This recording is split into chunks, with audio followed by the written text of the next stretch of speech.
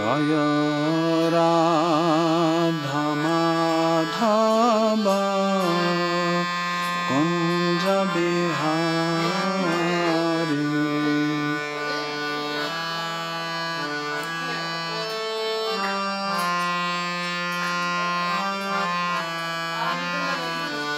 जय गोपी जनाबाबा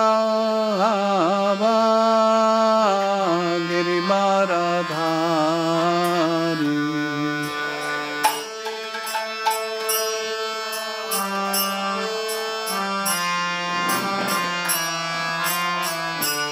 जय गोपी जनाबाबा गिरिवारधारी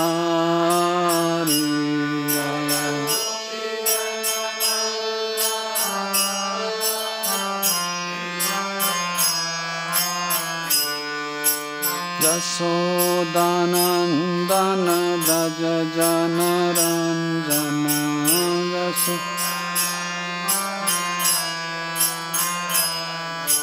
यशोदानंदन व्रज जनरंजन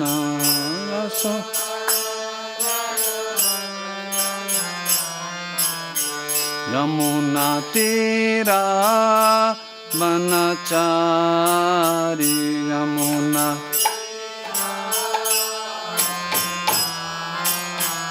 यमुना तीरा वनचारी यमुना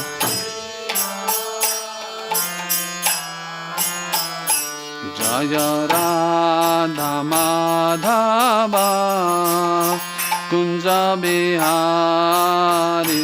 जय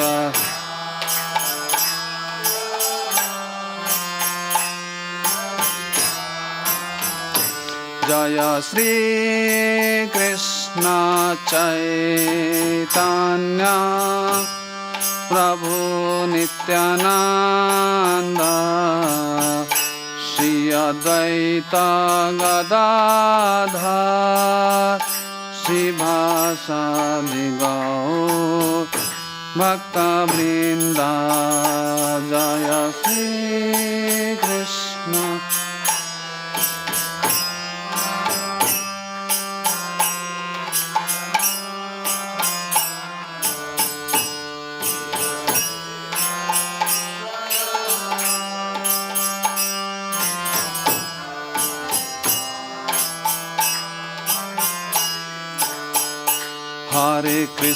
Hare Krishna, Krishna Krishna, Hare Hare, Hare Rama,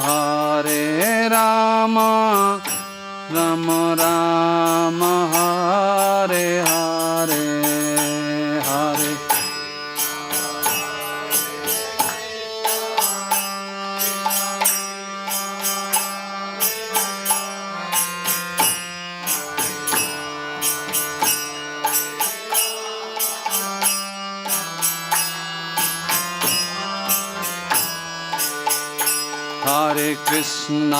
Hare Krishna, Krishna Krishna, Hare Hare, Hare Rama,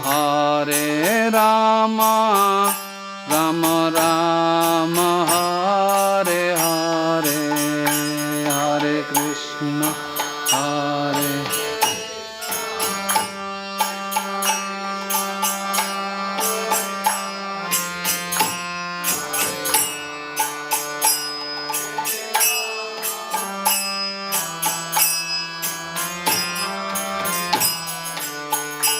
Hare Krishna, Krishna Krishna, Hare Hare, Hare Rama, Rama Rama, Hare Hare, Hare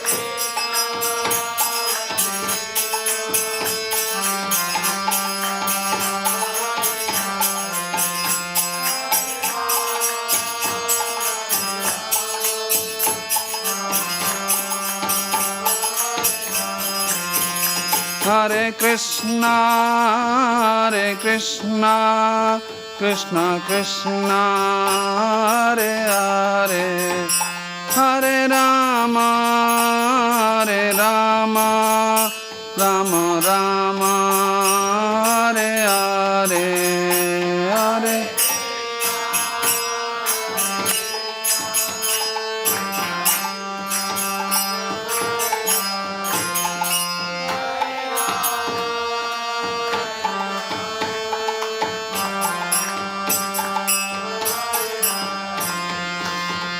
Hare Krishna, Krishna Krishna, Hare Hare, Hare Ram, Ram Ram, Hare Hare, Hare Krishna, Krishna Krishna, Hare Hare. Hare Krishna, Krishna Krishna, Hare Hare, Hare Ram, Ram Ram, Hare Hare, Hare.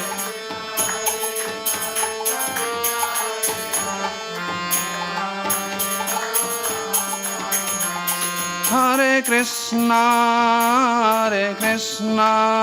Krishna Krishna, Hare Hare, Hare Rama, Rama Rama, Hare Hare, Hare Krishna.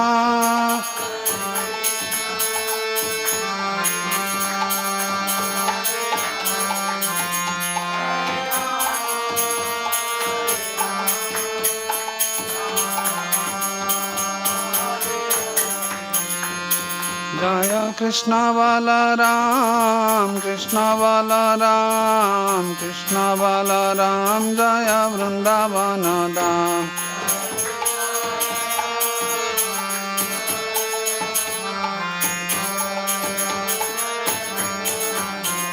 Jaya Lalita Visakha, Jaya Radhe Shyam, Lalita Vishakha, Jaya Radhe Shyam, Lalita.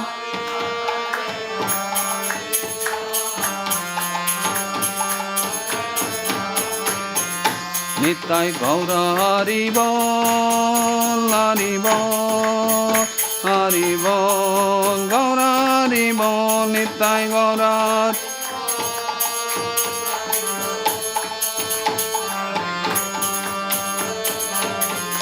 Jaya Jaya Prabhupada, Prabhupada, Prabhupada, Prabhupada.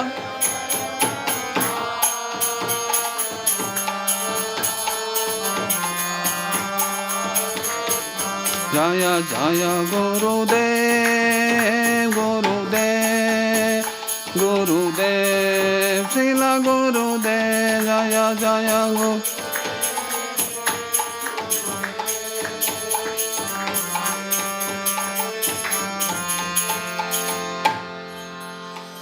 नित्य प्रविष्ट जयं विष्णुपाद परमहंस परिव्राजकाचार्य अष्टोत्तर शतक Shri Shrimad AC भक्ति वेदांत स्वामी जगतगुरु श्रील प्रभुपाद की।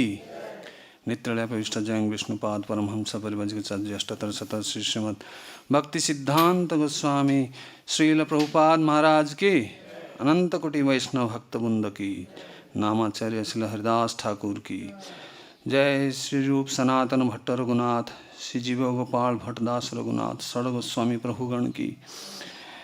प्रेम से कहो श्री कृष्ण चैतन्य प्रभु नित्यानंद, श्री अद्वैत गदाधर श्री भासादि गौर भक्त वृंद की जय। श्री श्री वृंदावन मथुरा धाम की जय। श्री श्री नवद्वीप मायापुर धाम की जय। श्री श्री पुरुषोत्तम क्षेत्र जगन्नाथपुरी धाम की जय। श्री श्री जगन्नाथ बलदेव सुभद्रा महारानी की जय। श्री श्री अयोध्या धाम की जय। श्री श्री बद्रिका धाम की जय। श्री श्री द्वारका धाम की जय। श्री श्री कृष्ण भक्ति पदायिनी श्री श्री तुलसी महारानी वृंदा देवी की जय।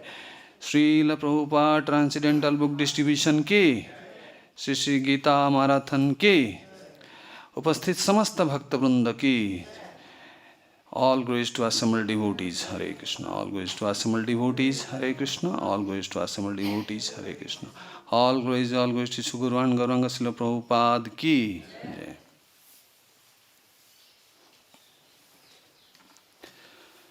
हरे कृष्णा। तो सर्वप्रथम मैं यहाँ पर उपस्थित समस्त वैष्णव तथा वैष्णव के चरणों में मेरा दंडवत प्रणाम। और जैसे आप लोग जानते हैं कि हम जो है, आज आप लोगों ने सुना रहेगा अनाउंसमेंट में, हमारा नाम से पहले कुछ अलग नाम जोड़ दिया गया था। तो इससे क्या पता चलता है, हमें आध्यात्मिक ज्ञान उतना नहीं है, क्योंकि हम जो शरीर का इलाज करने वाले हैं। तो इसलिए निश्चित रूप से कोई दोष या त्रुटि या कोई कमी अगर रहे तो आप उसको अपना छोटा भाई समझकर उसको क्षमा कर दीजिएगा। और कोई टिप्पणी और कमेंट्री है तो आखिर में आपको स्वागत है उसके लिए।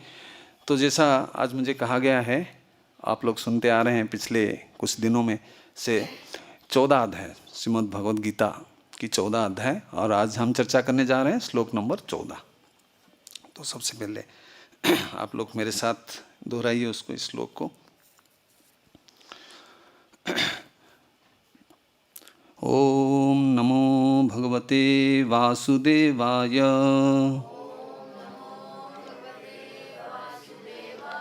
ओम नमो भगवते वासुदेवाय।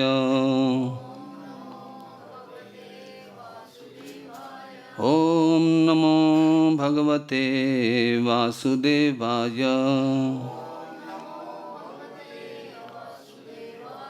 नारायणं नमस्कृत्य नरं चैव नरोत्तमं देवीं सरस्वतीं व्यासं ततो जयमुदीरयेत्। नष्टप्रायेषु अभद्रेषु नित्यं भागवत सेवया भगवतीरुत्तमश्लोके भक्तिर्भवति नैष्ठिकी।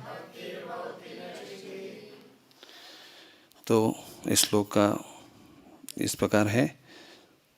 जदा सत्त्वे प्रवृते तु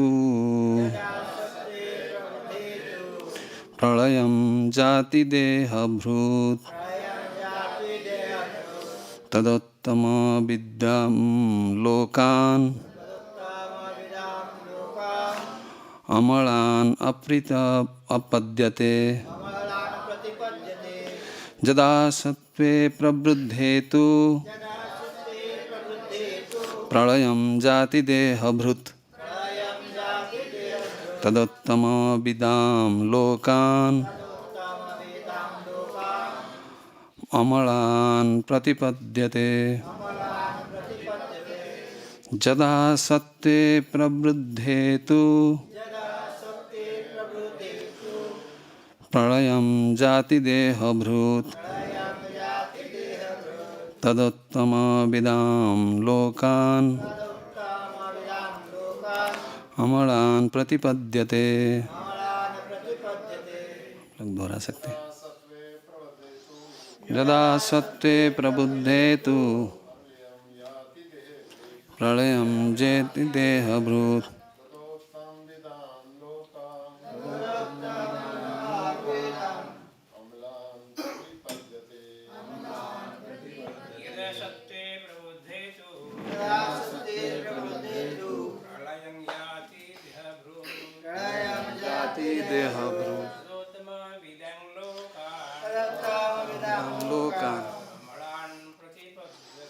अमलान् प्रतिपद्यते। जदा सत्त्वे प्रवृद्धे तु प्रलयं यान्ति देहभृत् तदा उत्तमविदां लोकान् अमलान् प्रतिपद्यते। माता है। यदा सत्त्वे प्रवृद्धे तु प्रलयं जाति देहभृत् तदोत्तम विदां लोकान् अमलान् प्रतिपद्यते। यदा सत्त्वे प्रवृद्धे तु प्रलयं जाति देहभृत् तदोत्तम विदां लोकान् अमलान् प्रतिपद्यते। तो इसका श्लोक का शब्दार्थ अनुवाद इस प्रकार है। यदा जब सत्वे सत्वगुण में प्रवृद्धे बढ़ जाने पर तू लेकिन प्रलयम संहार विनाश को याति जाता है देहभृत देहधारी तदा उस समय उत्तम विद्वान ऋषियों के लोकान लोगों को अमलान शुद्ध प्रतिपद्यते प्राप्त करता है। अनुवाद तात्पर्य by his divine grace A C Bhaktivedanta Swami Jagadguru Srila Prabhupada की। जब कोई सत्वगुण में मरता है तो उससे महर्षियों की विशुद्ध उच्चतर लोगों को की प्राप्ति होती है। तात्पर्य सत्वगुणी व्यक्ति ब्रह्मलोक या जनलोक जैसे उच्च लोगों को प्राप्त करता है और वहाँ दैवी सुख भोगता है। अमलान शब्द महत्वपूर्ण है।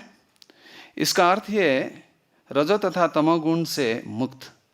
भौतिक जगत में अशुद्धियाँ हैं, लेकिन सत्वगुण सर्वाधिक शुद्ध रूप है। विभिन्न जीवों के लिए विभिन्न प्रकार के लोग हैं। जो लोग सत्वगुण में मरते हैं वे उन लोगों को जाते हैं जहाँ महर्षि तथा महान भक्तगण रहते हैं।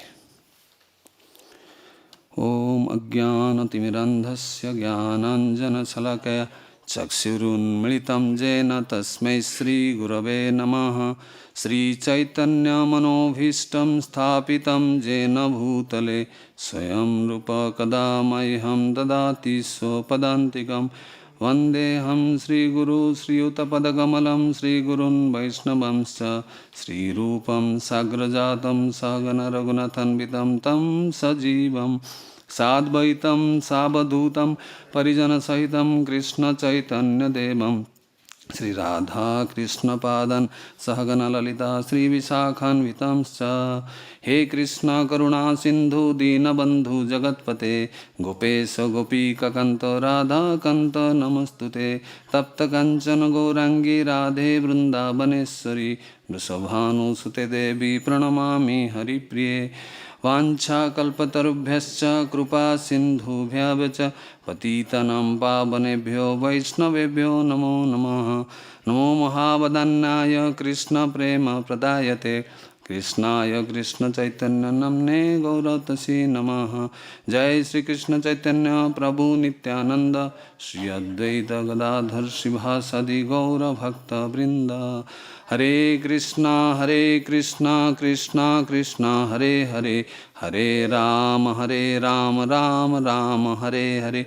हरे कृष्णा कृष्णा कृष्णा हरे हरे हरे राम राम राम हरे हरे। हरे कृष्णा कृष्णा कृष्णा हरे हरे हरे राम राम राम हरे हरे। मूकं करोति वाचालं पंगुं लंघयति गिरिं यत्कृपातमहं वन्दे श्रीगुरुदिनतारिणं श्रीपरमानन्दमाधवं श्रीचैतन्यैश्वरम्।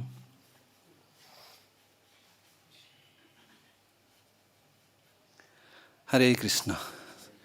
तो आज की इस सायंकालीन कार्यक्रम में सबसे प्रथम मैं आप सभी के आशीर्वाद चाहता हूँ, क्योंकि इतना अनुभूति मुझे नहीं है जितना आप लोग सारे प्रभुपाद की ग्रंथ पढ़कर इतना सारे लेक्चर सुनकर आप लोग निश्चित रूप से अधिक जानकारी आपको रहेगा।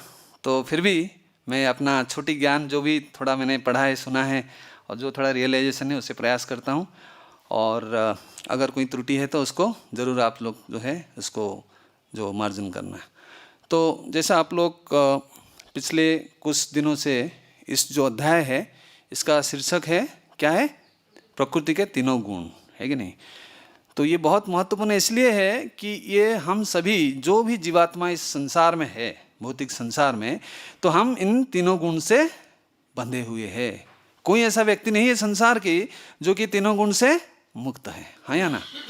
तो प्रश्न उठता है कि हो सकता है कोई शुद्ध वैष्णव हो, जैसा श्रील प्रभुपाद जी थे, और अनेक सारे इस्कॉन क्यों बाहर भी, इस्कॉन के बाहर भी बहुत सारे जो है संत महात्माएं हैं। वृंदावन में तो ऐसा सिद्ध महात्मा कोई अभाव नहीं है। तो ऐसा कोई कह सकता है कि निश्चित रूप से वो तीनों गुण से परे है, हाँ या ना। तो हो सकता है ये भी सत्य है, लेकिन इसका अर्थ ये है, प्रभुपाद तात्पर्य में भी लिखते हैं कि ये जो है इस यही स्टेटमेंट को प्रभुपाद लिखते हैं कि तीनों गुण से सारे लोग बंधे हुए हैं।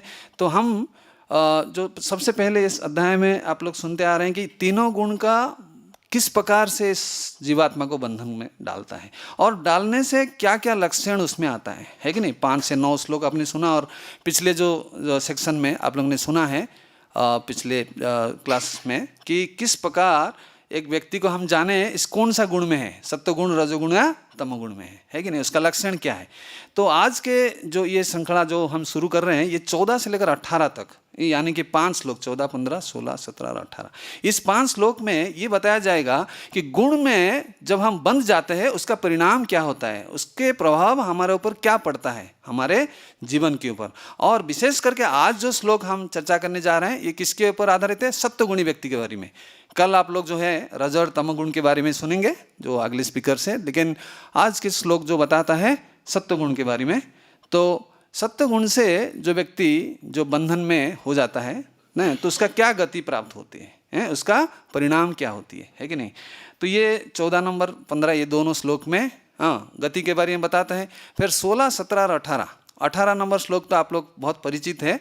तो ये जो श्लोक जो ये क्या है, तो तीनों गुण का प्रभाव से जो जीवात्मा का क्या क्या गति होते हैं। ऊर्ध्वम गच्छन्ति सत्वस्था, मध्य तिष्ठन्ति राजसा, जगन्यम गुणवृत्तिस्थो अधो गच्छन्ति तामसा। ये बहुत प्रसिद्ध श्लोक है। प्रभुपाद बोलते हैं कि सत्वगुणी व्यक्ति तो ऊपर ही जाता है, जो आज हम उसके बारे में चर्चा करेंगे, और जो रजोगुणी व्यक्ति है इस संसार में ही अलग अलग शरीर में वो भटकता है, मनुष्य शरीर में हो या किसी दूसरे जोनि में।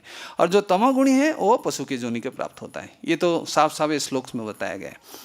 तो चलते हैं आज का जो श्लोक का थोड़ा विश्लेषण करते हैं।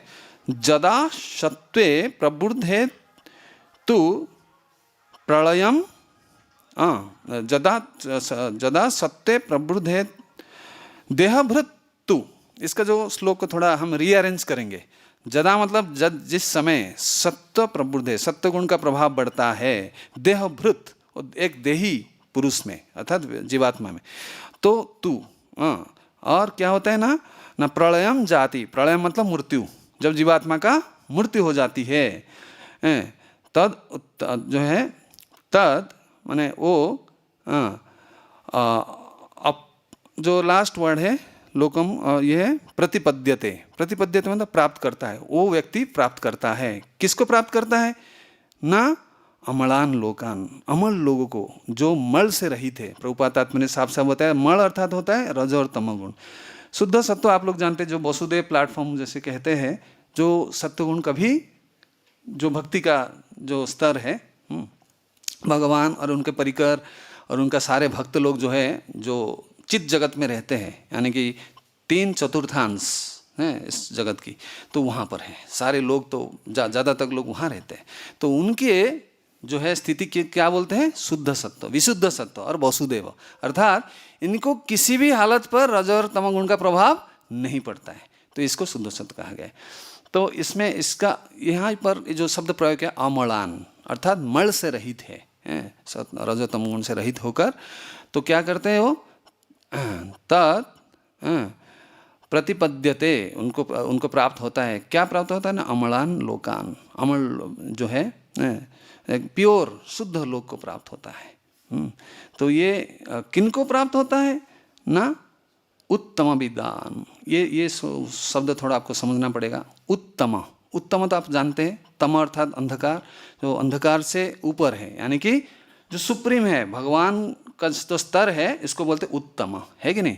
और है विदाम, विदान अर्थात होता है जो इस स्तर को, जो भगवान के स्तर को जो अचीव करता है, जो भगवान के स्तर। ऐसा नहीं कि भगवान हो जाता है, तो भगवान के जो परिकर बन जाता है या भगवान का धाम में प्रवेश करता है कि नहीं।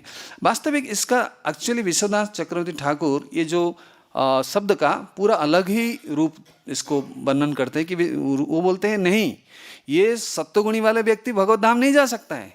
सत्वगुणी पे क्योंकि संसार के बंधन में ये भी बंधा हुआ है, आप लोग ने सुनते आ रहे हैं। किससे बंधा हुआ है ना, ज्ञान। उसको अहंकार आ जाता है, मैं इतना शास्त्र जानता हूँ, मैं भी इतना ज्ञानी हूँ, और उसको एक जो सुख का अनुभव होता है, हैप्पीनेस, तो इससे भी बंध जाता है, और उसको एक जो है पाप रहित जीवन को प्राप्त होता है। जो सत्वगुण में रहता है तो पाप नहीं कर सकता है, अपाप विद्धम, है कि नहीं।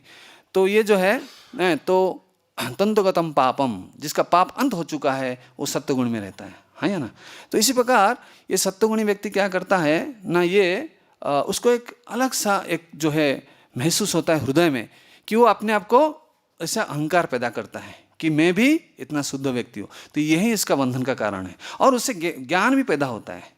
जो रजोगुण में, ये तमोगुण में विशेष करके अज्ञान है, और रजोगुण में वो भ्रमित हो जाता है, सही क्या गलत क्या उसको विचार नहीं कर सकते। सत्वगुणी व्यक्ति वो हर चीज़ को आज इट इज उसको वो देख सकता है। आप लोगों ने पिछले श्लोक में पढ़ा है, सुना है कि जो 9 द्वार है शरीर के, उसमें जब ज्ञान का प्रकाश होती है तब व्यक्ति सत्वगुण में रहता है, हाँ या ना, आपको याद रहेगा निश्चित रूप से। तो इस प्रकार जो सत्वगुणी व्यक्ति का जो है ये यहाँ पर इसका कहा जाता है कि जो देवता का पूजा करने वाले हैं, हिरण्यगर्भ किसको बोलते हैं, ब्रह्मा जी को। जो भगवान गर्भोदक साई विष्णु के नाभि कमल से जो पद्म फूल से उससे ही ब्रह्मा जी का प्रकट होती है, तो इसी के ऊपर जो ब्रह्मा जी बैठे हैं, तो इनका पूजा करने से वो क्या होता है, कहाँ जाएगा, वो ब्रह्मलोक में जाएगा। जानती देववतान देवान पितृन जानती पितृवता भूतानि जाति भूतेज्यो जानती मज्जाजिन होपिमाम। भगवान सीधा सीधा कहते हैं श्लोक में कि जो देवता लोग को पूजा करेगा वो देवलोक में जाएगा, है कि नहीं। तो इसमें हम देखते हैं प्रभुपाद तात्पर्य करते, सत्वगुणी व्यक्ति ब्रह्मलोक या जनलोक जैसे उच्च लोक को प्राप्त करता है। देखिए आप लोग को शायद निश्चित रूप से जानकारी है, तो जो गायत्री मंत्र हम गाते ओम भूर्भुवः स्वः तत्सवितुर्वरेण्यं, तो उसमें भूलोक जो हम लोग वास करते हैं, पृथ्वी लोक, उसके ऊपर है भूवर लोक, जहाँ पर राक्षस भूत प्रेत पिशाच ये सब जो है श्रीमद् भागवत में विस्तार रूप में वर्णन है। तो वहाँ जिनके सूक्ष्म शरीर रहता है, हमारा जैसा स्थूल शरीर उनका नहीं रहता है या ना। तो ये जो है मन बुद्धि अहंकार से इनका शरीर बना हुआ रहता है, सूक्ष्म शरीर रहता है, स्थूल शरीर नहीं रहता है। और देवता लोग जो रहते हैं स्वर्गलोक, भूरलोक के ऊपर क्या है, स्वर्गलोक। स्वर्गलोक में अलग अलग विभाग है, जैसे इंद्रलोक में इंद्र रहते हैं, चंद्रलोक में चंद्र रहते हैं, सूर्यलोक में सूर्य रहते हैं, वरुणलोक, ऐसा करके जितना भी अलग अलग देवता है 33 कोटि देवता। कोटि का अर्थ नहीं करोड़ नहीं है, कोटि का अर्थ प्रकार का। 33 प्रकार का जो देवता लोग रहते हैं उनके अलग अलग लोग हैं उनका स्वर्गलोक में, है कि नहीं। तो जो है इनके सत्वगुणी व्यक्ति क्या करता है, तो ये जिन देवता को पूजा करता है उसी देवता को प्राप्त होता है। यानी कि जो चंद्र का पूजा करता है वो चंद्रलोक को प्राप्त होता है। तो वहाँ सोमरस को पान करके 10,000 साल जो है उसका जीवन, ये जो उनके देवता के कैलकुलेशन में, उनका जो हमारा 6 महीना उनका 1 दिन है देवता के हिसाब से, है आप कल्पना कर सकते कितना अधिक जो है। तो वहाँ पे वो क्या है, इतना अधिक जो है इंद्रिय तृप्ति का व्यवस्था है, कई हजार लाखों गुना अधिक जो है भौतिक सुख का वहाँ उपलब्ध करता है। वो चाहे तो भोग कर सकता है कि नहीं, लेकिन कितना समय तक भोग करेगा, ये भी बड़ी इंपॉर्टेंट बात है ना। क्या है ना, क्षीण है पुण्य मर्तलोक विषय, जब तक उसका पाप का जो पुण्य का प्रभाव रहता है। जैसा पुण्य क्षीण हो जाएगा अर्थात समाप्त हो जाएगा, आ ब्रह्म भुवनालोक, जो ब्रह्मलोक से लेकर पूरा पाताल लोक तक जितना 14 लोग है हमारे, है कि नहीं। 7 है नीचे, अतल वितल सुतल तड़ातल पाताल ये सब करके जो है नीचे, और ऊपर है भूरलोक, भूरलोक के ऊपर भूवरलोक जो है मैंने बताया, और जो स्वर्गलोक उसके ऊपर है, और उसके ऊपर है जनलोक, सॉरी उसके ऊपर है महरलोक, महरलोक के ऊपर जनलोक, जनलोक के ऊपर तपोलोक, तपोलोक के ऊपर ब्रह्मलोक। ये है 6 ऊपर है, 7 नीचे, और हमारा मिला के होंगे 14, है कि नहीं। तो यहाँ पर कहते हैं कि और ये जो सारे लोग हैं इसका भी विस्तार रूप से वर्णन है श्रीमद् भागवतम में, है कि नहीं। तो आप लोग देखेंगे स्वर्गलोक तो आपको पता चला जो देवता का पूजा करने वाले, लेकिन इनको भी रजोगुण का प्रभाव रहता है, इनको भी भौतिक इच्छाएं हैं, तो वहाँ पे भी जन्म मृत्यु जरा व्याधि भी रहता है, कहाँ, स्वर्गलोक तक। लेकिन जब प्रलय होती है 4 प्रकार का प्रलय होती है। एक जो है नित्य प्रलय होता है, जैसा हमारा शरीर जो है कुछ ना कुछ हमारा शरीर का क्षय होता है, नित्य प्रलय। और जो नैमित्तिक प्रलय 2 प्रकार का होती है, एक है माइनर और मेजर। जो नैमित्तिक प्रलय में कुछ जो है 7 जो नीचे वाले जो लोग हैं, इसमें ये जो है प्रलय में नष्ट हो जाता है। इसको बोलते हैं एक माइनर, जो ब्रह्मा जी का एक दिन का जब अंत होता है, जब दिन के समय जब अंत होता है और रात्रि के समय आता है, उस समय जो प्रलय होता है इसको बोलते हैं लघु प्रलय।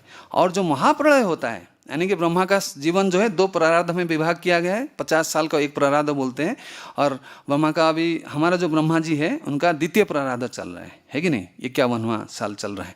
तो ये जो है इस प्राराध में जो है अंत में, यानी कि 100 साल तक ब्रह्मा जी जीते हैं, और 100 साल के बाद जो ब्रह्मा जी का मृत्यु होती है कि नहीं, ब्रह्मा जी का भी मूर्ति होती है ना, वो तो जीव तत्व है ना।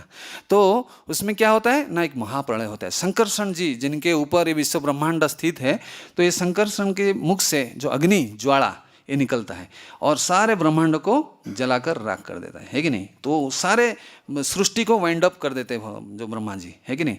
फिर दोबारा सारे चीज़ जो है महाविष्णु के शरीर में प्रवेश करता है। फिर दोबारा सृष्टि, भगवान जब सांस छोड़ते हैं फिर दोबारा सृष्टि का क्रिया। ये आप लोग श्रीमद् भागवत में पढ़ चुके हैं।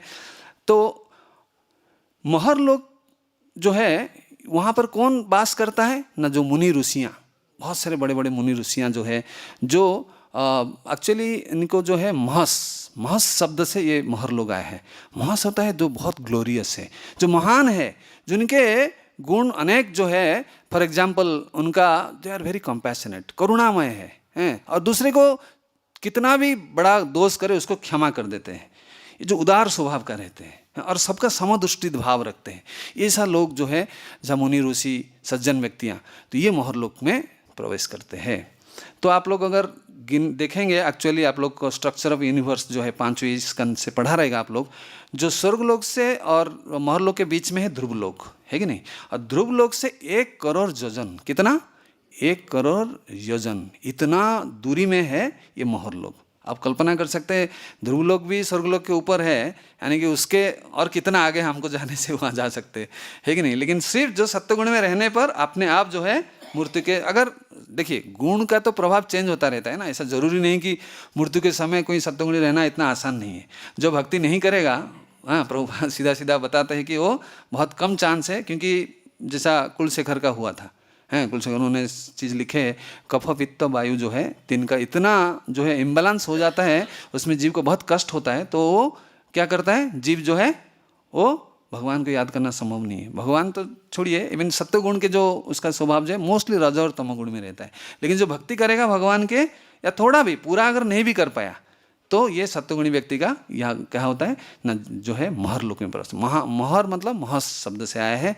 तो ये जो है यहाँ पर लोग जो ये उनका आयु जो होते हैं 430 करोड़ सूर्य वर्ष। आप चिंता कीजिए, 430 करोड़, करोड़ मतलब एक में 7 शून्य और से तो इतना है एक महर लोक के लोगों का अवधि, मतलब आयु। और इनके प्रलय जब होता है, इनका कुछ नहीं होता है। जो माइनर प्रलय जो मैंने बताया, लघु प्रलय, ये सिर्फ स्वर्गलोक तक ध्वंस होता है, महर लोगों को कोई प्रभाव नहीं पड़ता है। और महर लोक जब प्रलय में जो नष्ट होता है, तो ये लोग जो है ये नीचे नहीं जाते, ये क्या करते हैं, जनोलोक उसके आगे। और जनोलोक कितना दूरी है महर लोक से, आप लोग वो भी कल्पना नहीं कर सकते। इसका है 1 करोड़ योजन। कितना है, 1 करोड़ योजन। योजन मतलब 10 माइल, है कि नहीं, 1 योजन जो है। तो उसमें आप गुणिए 1 करोड़ में और 10 माइल में गुणिए, तो उतना माइल जो है ये है। और जो है जनोलोक से जो तपोलोक है ये 2 करोड़ योजन, और तपोलोक से जो है ब्रह्मलोक है ये है 8 करोड़ योजन। और जो ब्रह्मलोक से वैकुंठ जो है, वैकुंठ प्लैनेट जो है, ये है कितना, 26 करोड़ योजन। ये पूरा डिटेल वर्णन है श्रीमद् भागवतम में। तो आप कल्पना कर सकते, जो वैकुंठ लोक जाने के लिए कितना समय लगे। इसलिए ब्रह्म संहिता में साफ साफ कहा गया है, वायु के ये में मन के वेग में अगर कोई जाएगा तो भी वो भौतिक जगत को पार नहीं कर सकता है कि नहीं। और इतना सारे बाधाएं हैं, कहीं से अगर मन भटक गया तो वहाँ तो रुकना पड़ेगा उसको, है कि नहीं। तो ये जो है महर लोग में जो बड़े बड़े मुनि ऋषि, और ऐसा कोई भी आश्रम से, चारों आश्रम के लोग भी वहाँ जा सकते हैं। फॉर एग्जाम्पल, अगर कोई जो है नैष्ठिक ब्रह्मचारी है, अखंड ब्रह्मचारी का पालन किया है, वो तो डायरेक्ट ऐसा ही मृत्यु होते ही ब्रह्मचर्य था, सत्वगुणी है ब्राह्मण में हैं। जो यहाँ पर सत्वगुण का अर्थ होता है ब्राह्मण, समो दम तप शौचम शांति आर्जवम ज्ञानम विज्ञानम आस्तिकम ब्रह्म कर्म स्वभावजम। ये जो 9 प्रकार का गुण होता है, तो ये ब्राह्मण के बात कही जा रही है। जो हम ब्राह्मण दीक्षा लिए हैं तो लेकिन अगर नियम को पालन कर रहे हैं तो हमारा भी कम से कम रिजर्व है हमारे लिए। और लोग तो जाएंगे ही। और देखिए वहाँ जाने से आपको निराश नहीं होना पड़ेगा। यहाँ पर साफ साफ कहा गया है कि जो लास्ट में प्रभुपाद जहाँ महर्षि तथा महान भक्तों को रहते हैं, अर्थात भक्त का संगति वहाँ पे भी प्राप्त होता है। लेकिन जो शुद्ध भक्ति करता है भगवान की, वो ये सब रिस्क नहीं लेगा। क्यों? खीने पुण्य मर्त लोग विष्णु, हमको पता नहीं है। आप ब्रह्म भुवनार लोग पुनरावृत्ति अर्जुन, भगवान बोलते हैं तुम ब्रह्मलोक से जाने तक भी तुम्हारा पतन हो सकता है, कोई गारंटी नहीं है। लेकिन एक चीज़ है, अगर कोई अपना सत्वगुण के प्रभाव से अगर महरलोक तक गया, फिर ऊपर से जनलोक तक गया, फिर तपोलोक, ग्रेजुअली जो जाते हैं ब्रह्मलोक तक, तो उनका पतन होने का चांस कम है। क्यों? कि वो जाकर वहाँ ब्रह्मा के शरीर में विलीन हो जाते हैं, अर्थात ब्रह्मा के तरह भगवान के भक्ति में और संलग्न हो जाते हैं। तो उसके उपरांत जब महाप्रलय होता है, अर्थात ब्रह्मा जी का मृत्यु होती है, तो ब्रह्मा जी जो है जन्म मृत्यु जरा व्याधि, ये 4 प्रकार का जो चक्र चल रहा है, तो इससे ब्रह्मा जी मुक्त होकर भगवत धाम चले जाते हैं। तो ये भी जो जीवात्मा ब्रह्मा के अंदर लीन होते हैं, जो महरलोक से धीरे धीरे इंप्रूव होकर ऊपर तक गए हैं, तो ये भी ब्रह्मा के साथ इनका भी जो है मुक्त होकर वैकुंठों में प्रवेश कर सकते हैं, है कि नहीं? ये चीज़ समझ में है आपको? तो ये इसमें कोई लॉस नहीं है। तो इसलिए प्रभुपाद बोलते हैं कम से कम हमको सत्वगुण में आकर रहना पड़ेगा। अगर सत्वगुण से कोई विशुद्ध सत्व पर आ गया तो बहुत अच्छी बात है। तो यहाँ पर इनके बात कही जा रही है। तो और आप लोग देखेंगे जब जनलोक में जाते हैं, जनलोक में कौन रहते हैं? जनलोक में जो रहते हैं ये भी, हाँ, ब्रह्मचारी तो मैंने बताया, और जो हमारा वानप्रस्थी है, जो तपस्या के द्वारा भगवान का पूजा करता है, खूब वानप्रस्थी जीवन है तो तपस्या का जीवन है, खाना पीना का रेस्ट्रिक्शन है, जो बहुत कम सोते हैं, जो हर सारे इंद्रियों को संयम करते। तो ये जो वानप्रस्थी लोग भी अपना तपस्या के द्वारा भगवान को पूजा करके तो ये भी जा सकते हैं। कौन सा लोक में? महरलोक में। और जो नैष्ठिक सन्यासी, उसका तो क्या कहना है, वो तो आराम से जा सकता है कि नहीं? तो इसी प्रकार जो है वो महरलोक में जाने के बाद फिर वहाँ से जो ऊपर वाला लोग है उसको बोलते हैं क्या लोग? जनलोक। जनलोक में जो है जो नित्य जीवन मुक्त कहते हैं। जीवन मुक्त तो जीवित अवस्था में जो मुक्त है, अर्थात जो मनुष्य शरीर में होते भी उसको मुक्त कहलाता है। कैसा? यानी कि उसका मृत्यु होएगा, लेकिन ये उसका आखिरी मृत्यु होगा, उसके बाद वो सीधा भगवत धाम जाएगा, है कि नहीं? तो ये ऐसा लोग जो रहते हैं तो ये भी बहुत एडवांस रहते हैं। ये महरलोक से भी और अधिक जो इनके आयु है, और ये और भी जो है इनसे तेजस्वी है और पुण्यवान है। और जनलोक के ऊपर जो रहते हैं तपोलोक, तपोलोक पर जो रहते हैं, और जनलोक में हमारे ये भी रहते हैं, हाँ, हमारा सप्तर्षि, 7 ऋषियाँ जो है ये वहाँ पर रहते हैं। और जो चतुर्कुमार जो है, चतुर्कुमार ये रहते हैं तपोलोक में, सनक, सनातन, सनंदन और संत कुमार, ये चारों जो है यहाँ रहते हैं। जनलोक की विशेष महानता है कि एक बार नारद मुनि गए थे, भगवान जो है क्षीर सागर में शयन करते, क्षीरोदक साई विष्णु के दर्शन के लिए। तो वहाँ से जब भगवान के ऐसे जिज्ञासा करे कि किस प्रकार इस भौतिक जगत में रहकर हम भगवान को जान सकते हैं और भागवत धर्म को आचरण कर सकते हैं। तो ये चीज़ आप लोगों ने सुना रहेगा, भागवतम का जो महिमा गुणगान करते हैं, नारद मुनि जाते हैं कहाँ? बद्रिकाश्रम। तो वहाँ पर कौन रहते हैं? नर नारायण ऋषि। वही नारायण ऋषि जो है उन्होंने याद दिलाते हैं, नारद जी आप भी गए थे, आपको याद आ रहे हैं? जनलोक में ये कथा चलता है। जनलोक में जो एब्सोल्यूट ट्रुथ, परम सत्य के अनुसंधान के लिए, परम सत्य को कैसा जानना है, ये चीज़ जनलोक में कथा जब होती थी, सारे बड़े बड़े मुनि ऋषि चतुर्कुमार भी वहाँ उपस्थित थे, है कि नहीं? और भृगु, विशेष करके भृगु मुनि जो है ये जनलोक के बासिंदा है। ये किनके? ब्रह्मा जी का मानस पुत्र है भृगु, है कि नहीं? तो ये जो है, तो वहाँ पर नारद मुनि के जो अनुभूति आता है, तो आप लोगों ने बृहद भागवतम सुना रहेगा। तो उसमें नारद मुनि सबसे जो उच्च लोक की और उच्च भक्त उसका अन्वेषण में जाते हैं। सबसे पहले कहाँ जाते हैं? प्रयाग में। दशाश्वमेध घाट रहता है, वहाँ के ब्राह्मण जो पूजा अर्चन करके बहुत सारे भोग, बहुत सारे लोगों को भंडारा देता है। तो नारद मुनि को लगता है यही सबसे बड़ा, दुनिया के सबसे बड़ा भक्त यही है।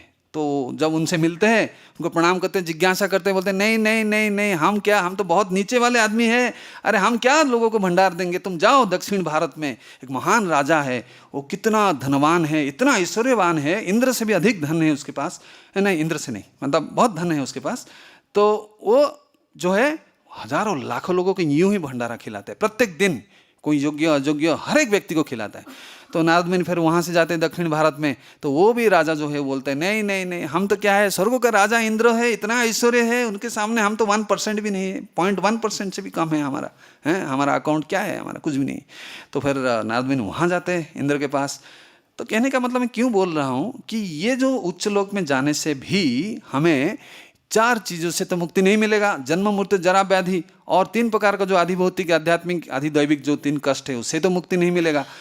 और आध्यात्मिक जगत में जो सुख मिलता है सच्चिद आनंद, नमामीश्वरम सच्चिदानंद स्वरूपम, भगवान के जो सच्चिद आनंद, ये भी नित्य जगह नहीं है। आप मोहरलोक जन तपो या ब्रह्मलोक तक भी जाओ, वहाँ पर भी आपको मूर्ति होने वाला है या ना। तो नित्य कैसा हुआ, नित्य तो नहीं हुआ। और यहाँ ज्ञान भी पूर्ण ज्ञान नहीं है ना, यहाँ के आनंद भी पूर्ण है कि नहीं। तो इसीलिए लोग सोचते हैं चलो भाई क्यों भक्ति नहीं भी करे तो कम से कम मोहरलोक जनलोक जब प्रलय हो जाएगा तो फिर तो नीचे आना पड़ेगा। आप सुनकर आश्चर्य होंगे, श्रीमद् भागवतम के 3रा स्कंद में जब देवहूति और कपिल देव का लॉर्ड कपिल, तो उनके जब कथोपकथन होता है, वहाँ पर एक महत्वपूर्ण बात प्रभुपाद तात्पर्य में लिखते हैं। ये 3रा स्कंद 32 अध्याय, श्लोक नंबर मेरे हिसाब से 16 या 17 कुछ रहेगा, तो आप देख लीजिएगा। तो तात्पर्य में प्रभुपाद लिखते हैं कि ब्रह्मा जी शिव जी भी, इनके मन में भी कभी कभी विचार आ जाते हैं हम भगवान से स्वतंत्र है। इसी विचार के कारण ब्रह्मा को बार बार जन्म लेना पड़ता है। और रुद्र जी 11 रुद्र कहाँ से प्रकट होते हैं, ब्रह्मा जी का मंजो ललाट से, है कि नहीं। तो ये अगर इनकी स्थिति यह है तो हमारा क्या स्थिति। हालांकि हमारा जो ब्रह्मा जी ये शुद्ध भक्त है, इनके कोई त्रिगुण से अतीत है हमारा जो ब्रह्मा जी है। और शिव जी तो वैसे भी 3 गुण से परे है शिव जी, ये शिव तत्व में अलग से आता है। तो कहने का मतलब है फिर जब इंद्र जी के पास जाते हैं, कौन, ये नारद जी, इंद्र बोलते हैं नहीं नहीं नहीं, हम भी यहाँ कुछ नहीं है भाई, हम भी हमेशा डरे हुए हैं, कब हमारे ऊपर असुर लोग आक्रमण कर लेंगे, हमारे से स्वर्ग छीन लेंगे, हम भी यहाँ शांति में नहीं है। अरे क्या, तो पहले जाते हैं बामन जी को दर्शन करते हैं, बामन जी को दूर से प्रणाम करते, फिर बामन जी जाने के बाद फिर बोलते तुम तो बामन जी का बड़े भाई हो, स्वयं भगवान तुम्हारे साथ रहते, तुम क्यों दुखी हो भाई। नहीं नहीं नहीं भाई, हमारा यही समस्या है, जब भी प्रॉब्लम होता है भगवान को बुलाते हैं, फिर वहीं गलती करते हैं, फिर असुर से हमारा झगड़ा झाटी, फिर वहीं हमको पदवी चाहिए, हमको पोस्ट चाहिए, है कि नहीं, ये प्रॉब्लम है हमारा। तो बोलते फिर कौन है आपसे श्रेष्ठ कहाँ है ना, ब्रह्मलोक में जाइए। ब्रह्मा जी का जो है वहाँ ब्रह्मा जी भगवान के हमेशा नित्य सेवा में उपस्थित है। तो जाते नारद मुनि ब्रह्मलोक में, तो वहाँ पर देखते ब्रह्मा जी बोलते अरे बाबा तुम क्या कर रहे हो, अरे मैड, तुम मेरे पुत्र होकर तुमको इतना ज्ञान नहीं है पिता के बारे में, अरे you should know everything about me.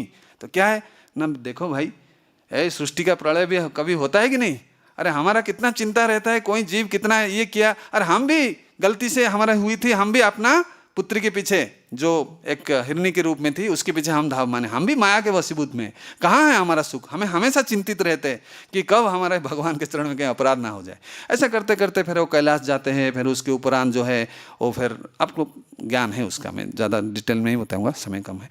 तो इस प्रकार वो हनुमान जी, फिर उसके बाद प्रहलाद महाराज, फिर जो है पंचु पांडव, फिर जो है जादव जो है जादूवंश के सारे लोगों के पास जाते, फिर आखिर में गोपियों और सर्वश्रेष्ठ भक्त श्रीमती राधा रानी, तो आपको पता है।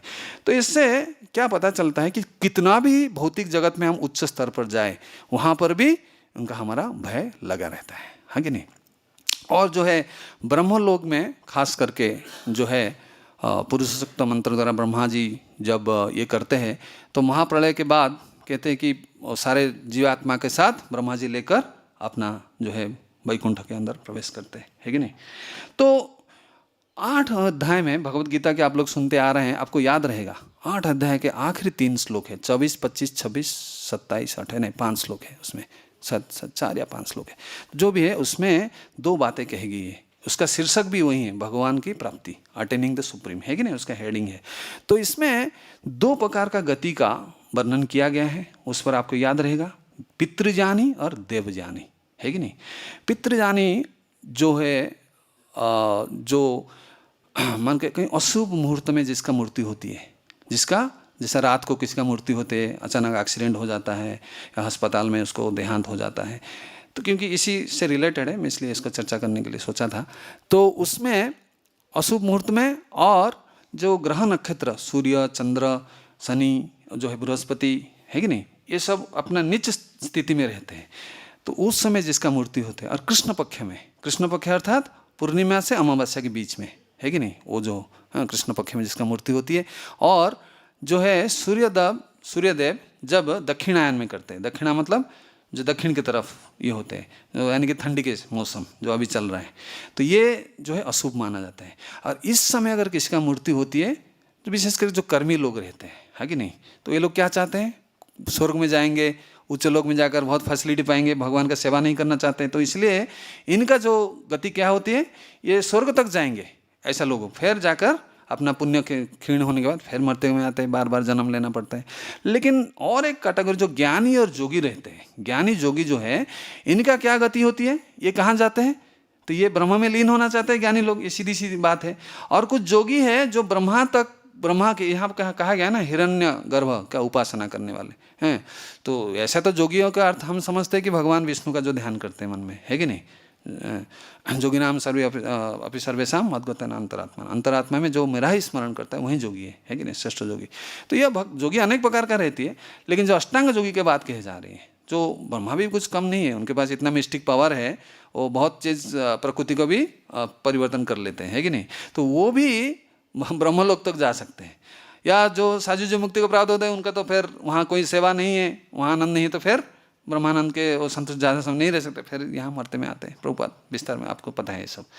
तो ये जो है, तो अलग अलग जो पितृ यानी में और देव यानी में जस्ट अपोजिट।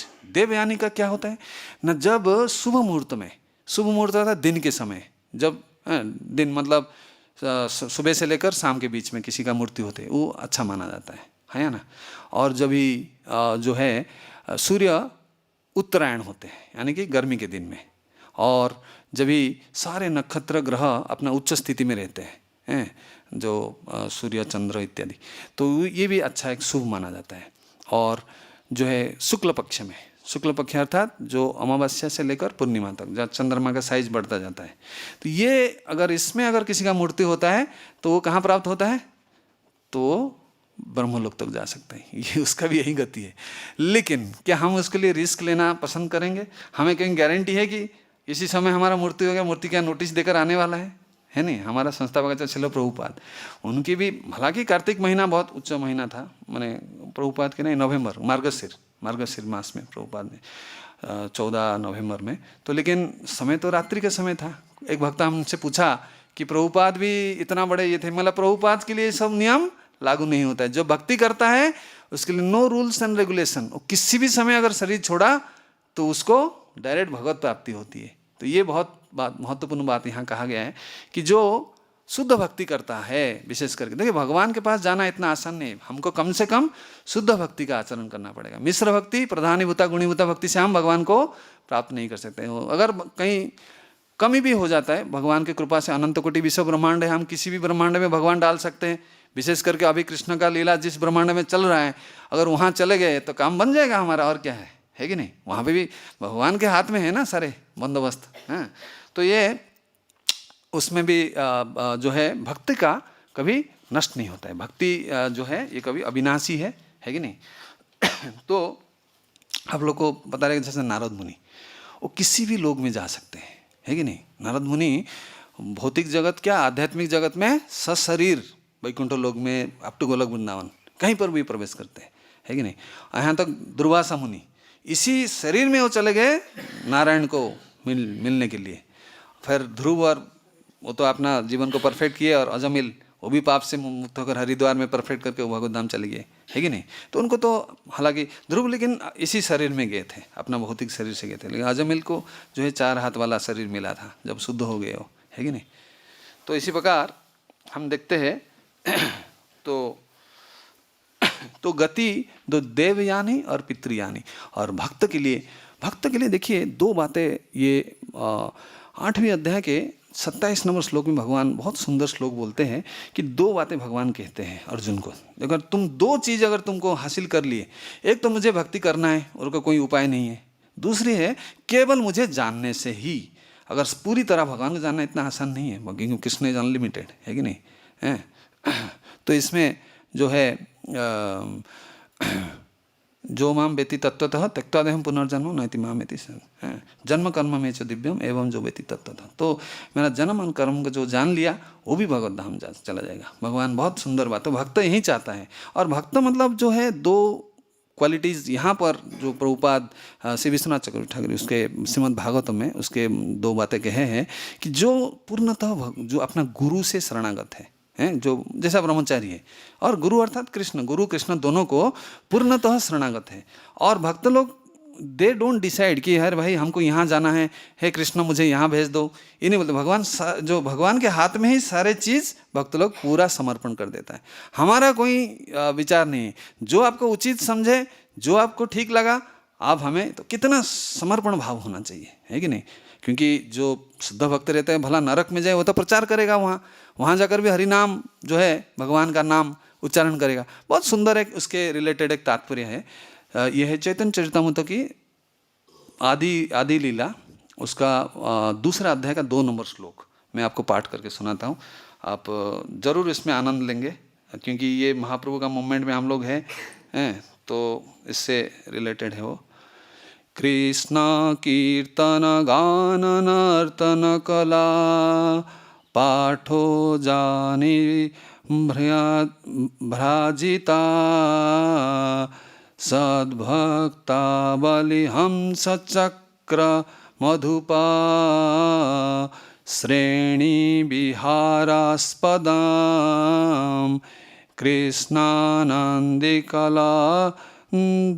ध्वनिर्बहतो में जिह्वा मरु प्रांगणे श्री चैतन्य दयानिधे तब लसलीला सुधा स्वरधुनी।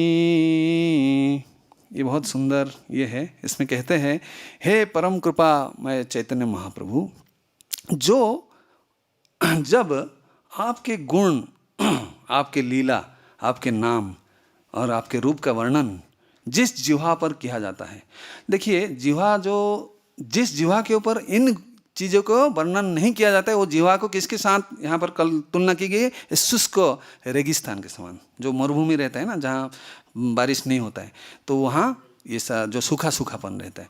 अगर मरुभूमि में आपको कुछ पेड़ पौधे निकालना है तो आपको क्या करना पड़ेगा, वहाँ खूब तेज़ बारिश हुई तो तभी तो पेड़ निकलेगा। तो ये बारिश क्या है, ये है भगवान के चैतन्य महाप्रभु का क्या है ना, ये सूखा जो ये है, इसमें जब नदी प्रवाहित होता है, गंगा के उदाहरण दिया गया है, और इस गंगा के अंदर बहुत सारे पद्म फूल है। आप लोग जानते हैं पद्म फूल के पास 2 चीज़ें बहुत आकृष्ट करते हैं 2 प्राणियों को, क्या है, भ्रमर, भौरे जो रहते हैं वो पद्म फूल को बहुत उसमें मधु के माने ये करते हैं वो लोग, है कि नहीं, मधुमक्खी, भंवर। और एक जो है चक्रवाकी, ये दोनों पेयर में रहते हैं। ये रात्रि के समय ये लोग पद्म फूल के पास नहीं जाएंगे, जब दिन आएगा, क्योंकि उन्होंने एक मुनि ने श्राप दिया था उनको, तुम अगर हमको डिस्टर्ब कर रहे हो हमारा सेवा में, तुमको रात्रि के समय तुम अलग हो जाओगे। और ये दोनों पैर में रहते हैं हमेशा, चक्रवाकी। और एक है राजहंस। हंस अनेक प्रकार का होते हैं। जो राजहंस जो होता है ये बिल्कुल पद्म फूल के आसपास ही घूमता रहता है। तो ये जैसा भगवान चैतन्य महाप्रभु का जो भक्त लोग हैं, समझ में आ रहा है ना, ये भक्त लोग भगवान के धाम में ही रहना पसंद करते हैं, जहाँ पर ये बातें होती है, हमेशा हरि कथा, हमेशा कीर्तन, हमेशा नर्तन, हमेशा प्रसाद का वितरण। वही चीज़ ये कहते हैं कि जो ये भौरे और ये जो हंस जो है और मधुमक्खी, 3 उदाहरण दिया गया है। तो ये भक्त के साथ तुलना की गई है। तो ये जैसा पद्म फूल कौन है, ये है साक्षात चैतन्य महाप्रभु।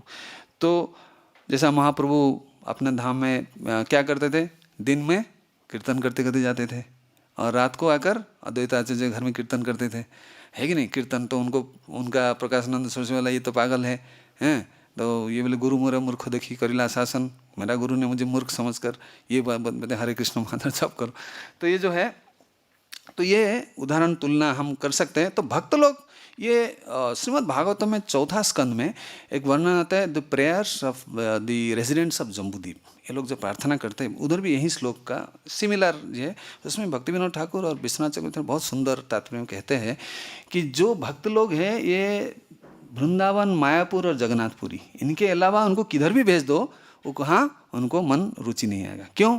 वहाँ पर भक्त का संग कहाँ मिलेगा उनको। और ऐसा माहौल जो है, भवन का लीलास्थली है, हमेशा नाम का कीर्तन होती है। तो ये वहाँ पर बहुत एम्फेटिकली विश्वनाथ चक्रवर्ती ठाकुर, भक्ति विनोद ठाकुर उसका परपट लिखे हैं। आप लोग समय तो हो चुका है, तो स्पीकर जो है अगले तो आ चुके हैं शायद प्रभु जी। तो इसके साथ जो है मैं यहीं विराम देता हूँ। तो आज का कथा में हमने क्या सीखा कि अगर हम कम से कम सप्तगुण में रहने के लिए जो है हमारा मॉर्निंग प्रोग्राम हम अगर अटेंड करें और कम से कम जो बिना अपराध के प्रयास करें, नामाभास तक भी आ गए तो भी हमें जो है कम से कम सप्तगुण में है, तो हमारा रिजर्व है कि मोहर लोक तक जाएंगे। और वहाँ पे जाकर भक्ति करना है, वहाँ पे भी हालांकि इंद्रिय तृप्ति करने का सारे साधन है, लेकिन भक्ति भी कर सकते हैं हम चाहें तो, क्योंकि भक्त लोग रहते हैं वहाँ। ये जो मैंने लास्ट उदाहरण दिया है कि नहीं, तो ये धाम जैसा वृंदावन धाम तो श्रेष्ठ है, सर्वश्रेष्ठ। अगर यहाँ कोई अपराध भी होती है, कोई ये होता है, तो कम से कम वहाँ पर भी गए तो हमारा ग्रेजुअल प्रमोशन होते तो ब्रह्मलोक के बाद हम भगवत धाम जा सकते हैं। तो ये 2 प्रकार का मार्ग है, ये स्टेप बाय स्टेप मार्ग है। और जो डायरेक्ट भक्ति करके जाएगा भगवत धाम, उसका तो क्या कहना है। तो ठीक है, तो इसी के साथ आप के जो है श्लोक का मैं अंत करता हूँ। तो अगर किसी का कोई कमेंट या ये है कोई करेक्शन है तो बता सकते हैं। फिर आप लोग जो है कल सुनेंगे कि रजोगुणी व्यक्ति का क्या गति होती है और जो है तमोगुण वाले का। तो रजोगुणी व्यक्ति इसी संसार में किसी कर्मी बनकर जो है जन्म होता है, और जो है तमोगुण वाले और पशु जोनि में जाता है। तो इसका आगे कल का स्पीकर से श्रवण करेंगे। हरे कृष्ण। ग्रंथराज श्रीमद् भगवद गीता की जय। जगत गुरु श्रील प्रभुपाद की जय। निताय गौर सीतानाथ प्रेमानंदे। हरि हरि बोल।